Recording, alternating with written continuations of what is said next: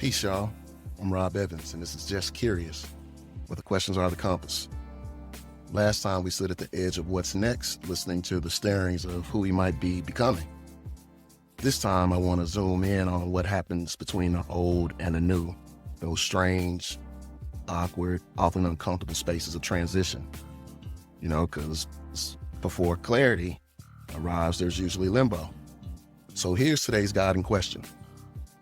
How do you live in the in-between, when what's behind you is finished and what's next hasn't fully revealed itself? And I know you're going to say that sounds real familiar to the question that we had last time, but it's different. And I'll tell you why as we continue to have that conversation throughout this particular pod. So let me just jump in real quick. Have you ever noticed that airports, I know a lot of y'all travel, right? You notice that airports are probably the most awkward in-between spaces. You're not at home.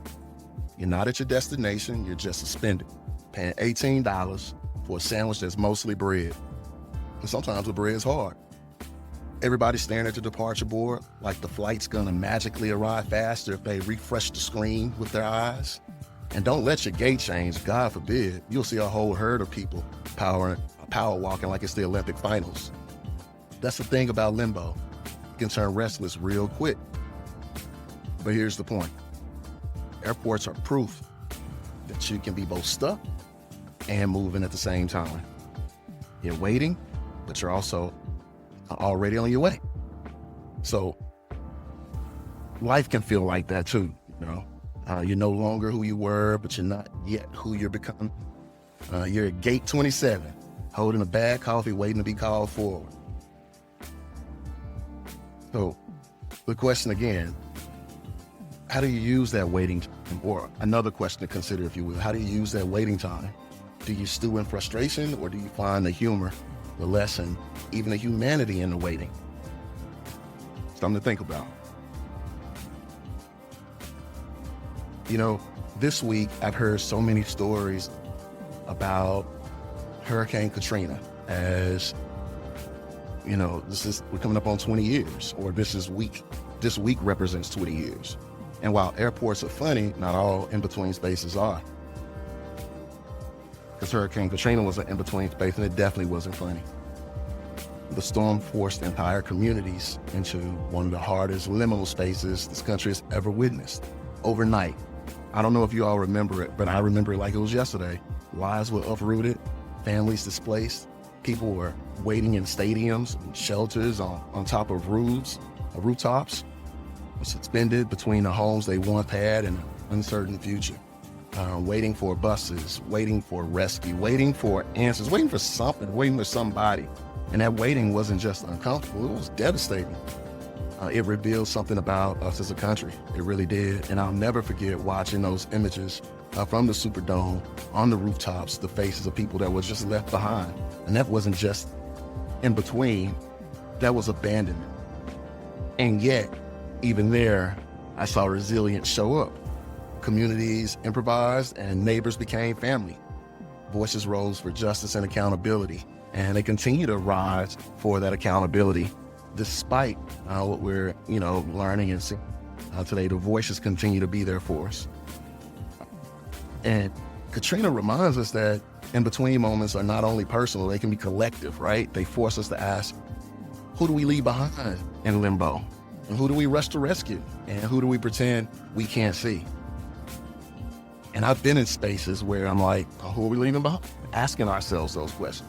Who are we rushing to make sure that their voices are heard and honored? And those voices that we ignore and act like we can't hear. So 20 years later, the question is still alive. How do we care for each other in today's in-betweens? So giving you a couple of analogies, one being airport, another being Hurricane Katrina, as examples of in-between. Let me bring it back to something smaller and maybe more familiar. Most of us have been on elevators, right? Elevators might be the most honest metaphor for the in-between now that I think about it. You step in, the doors close. And for those 30 seconds, you're not where you were and you're not where you're going. You're just, suspended, staring at a glowing numbers like they're gonna explain the meaning of life. And no one knows what to do. Now, do you make small talk? Do you stare at the floor? Do you check your phone? Even though you lost service as soon as you stepped into the elevator, as soon as the doors closed, you're doing all of these things.